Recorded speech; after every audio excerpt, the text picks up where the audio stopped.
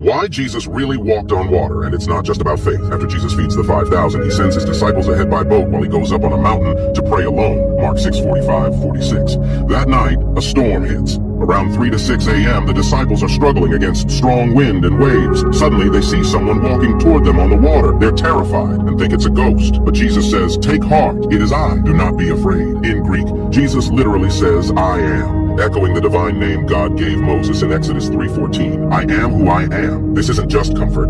It's a declaration of divinity. In Job 9:8, it says, God alone treads on the waves of the sea. In Psalm 77:19, God's path goes through the sea, though your footprints were unseen. Jesus doesn't part the sea like Moses. He walks on it. Why? Because he is God. Just like in Exodus 14, where God parts the Red Sea to deliver Israel, Jesus now walks across the stormy Sea of Galilee to reach his people. But this time, he doesn't split the chaos. He walks right over it, showing his authority over it. In Jewish thought, the sea represented chaos, danger, and even the underworld. So when Jesus walks on water and calms the storm, he's showing his power not just over nature, but over evil itself. Then something amazing happens. Peter says, Lord, if it's you, tell me to come to you on the water. Peter isn't testing Jesus. He's doing what disciples were trained to do, imitate their rabbi. Jesus replies, come. Peter steps out and starts walking on the water toward Jesus. But when he sees the wind, he gets scared and begins to sink. He cries out, Lord, save me. Jesus immediately reaches out and says, you of little faith, why did you doubt? Matthew 14:31. The Greek word for doubt here means divided in two, trying to trust and fear at the same time. Peter wasn't afraid of the water. He was afraid of the wind. He lost focus. The problem wasn't the sea. It was taking his eyes off Jesus. And that's the lesson. When we fix our eyes on Jesus, we can walk through any storm. When fear takes over, we sink. After Jesus gets into the boat, the wind stops, and the disciples worship him. Truly, you are the Son of God. But even then, they didn't fully get it. Mark 6:52 says,